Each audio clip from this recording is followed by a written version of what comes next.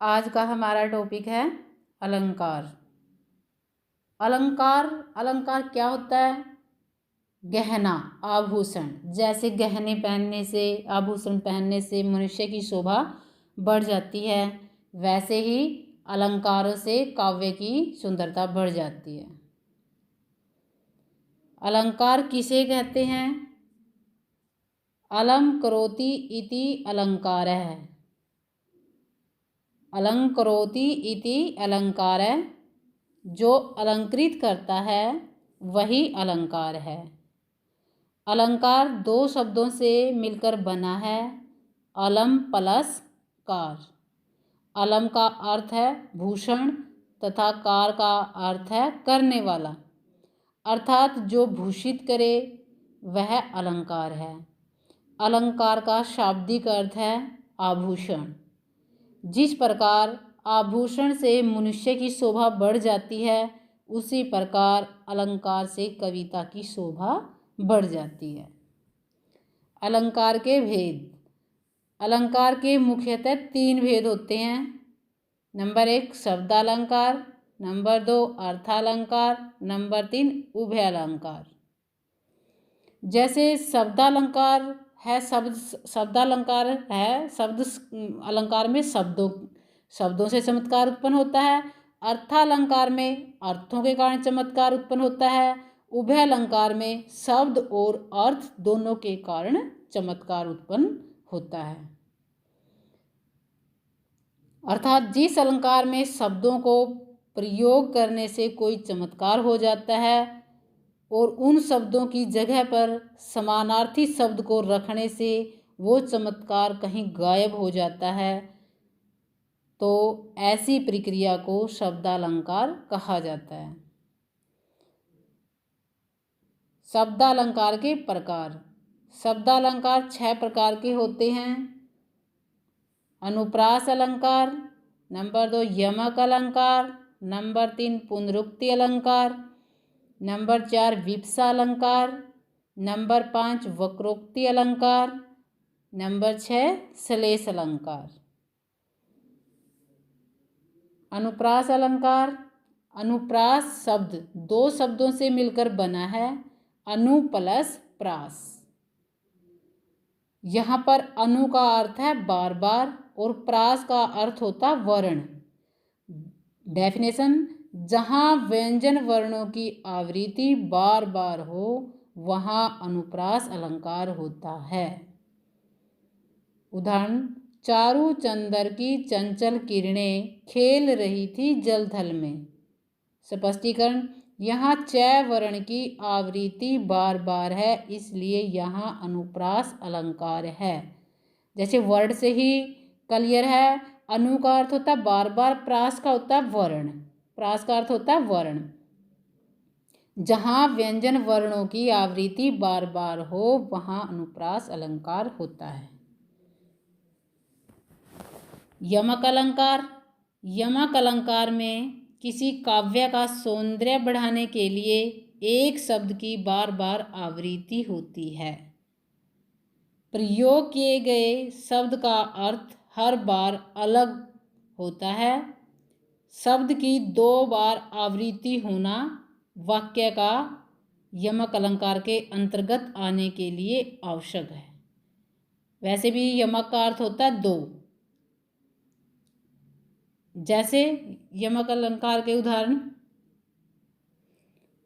कनक कनकते 100 गुनी, माधकता अधिकाए, यह खाए बोराए नर, यह पाए बोराए। इस पद में कनक शब्द का प्रयोग 2 बार हुआ है।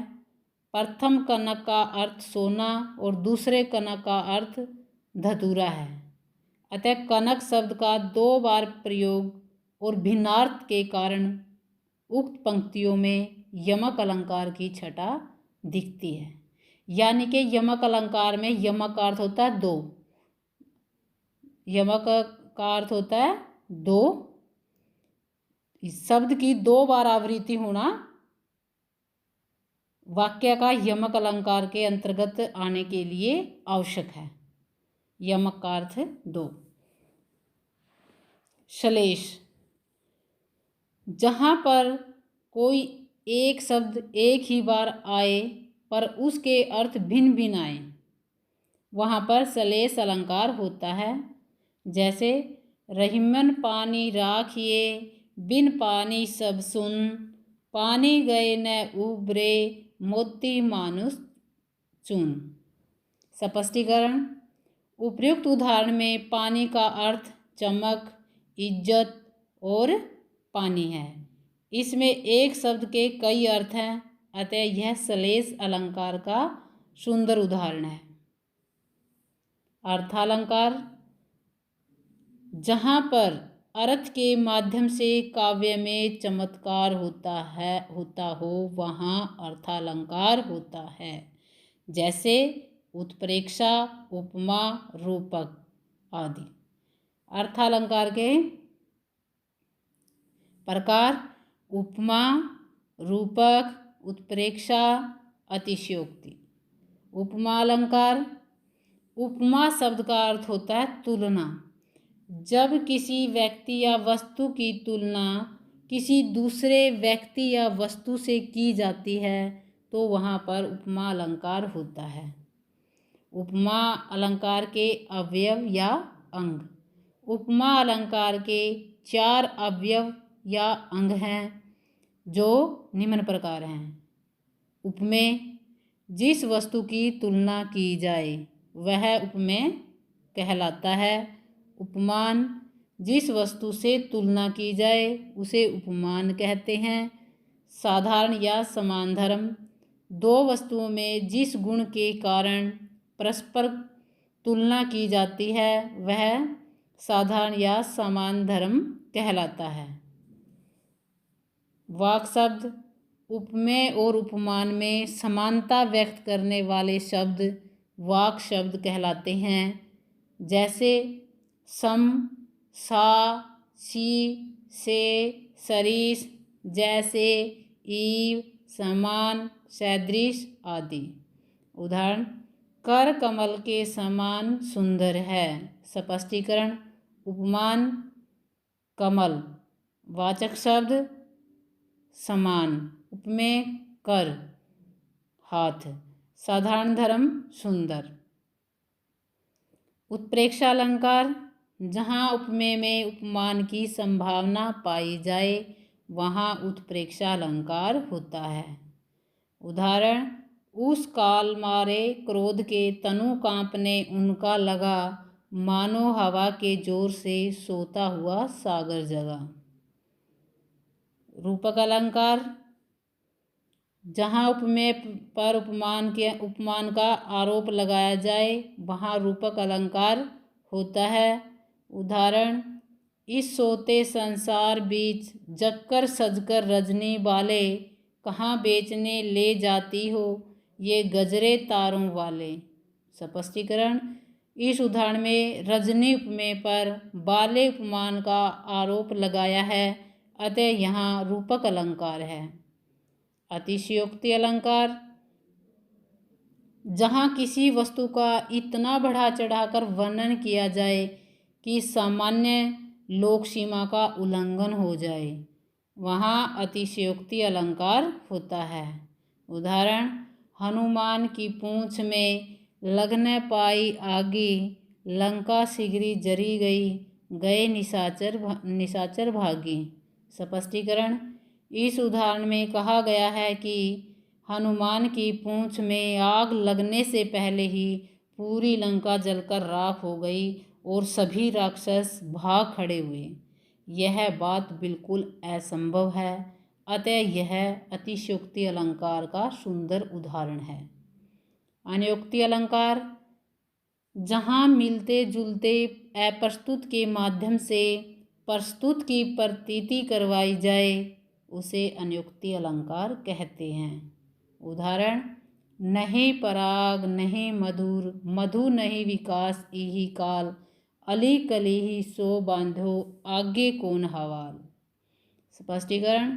इस उदाहरण में भ्रमर का वर्णन अप्रस्तुत है, उससे प्रस्तुत किसी राजा का वर्णन है जो अपनी पत्नी के प्रति अधिक आसक्त है, अतः यह अनियुक्ति अलंकार का उदाहरण है। मानवीकरण अलंकार, जब प्राकृतिक वस्तुओं जैसे पेड़ पौधे बादल आदि में मानवीय भावनाओं का वर्णन हो, यानी निर्जीव चीज़ों में सजीव होना दर्शाया जाए, तब वहाँ मानवीकरण अलंकार होता है। जैसे मानवीकरण अलंकार के उदाहरण, फूल हंसे कलियां मुस्काई। जैसा कि ऊपर दिए गए उदाहरण में दिया गया है कि फूल हंस रहे हैं एवं कलियां मुस्कुरा रही हैं। जैसा कि हम जानते हैं कि हंसने मुस्कुराने की क्रियाएं केवल मनुष्य ही कर सकते हैं, प्राकृतिक चीज़ें नहीं। ये असलियत में संभव नहीं है। एवं हम यह भी जानते हैं कि जब सजीव भावनाओं का वर्णन चीज़ों में किया जाता है, तब यह मानवीकरण अलंकार होता है। आप हमारे YouTube चैनल संस्कृत हिंदी ज्ञान को सब्सक्राइब करना, लाइक करना व शेयर करना न भूलें और साथ में बेल आइकन को भी दबा दें ताकि आने वाले वीडियो की नोटिफिकेशन आपको मिलती रहे।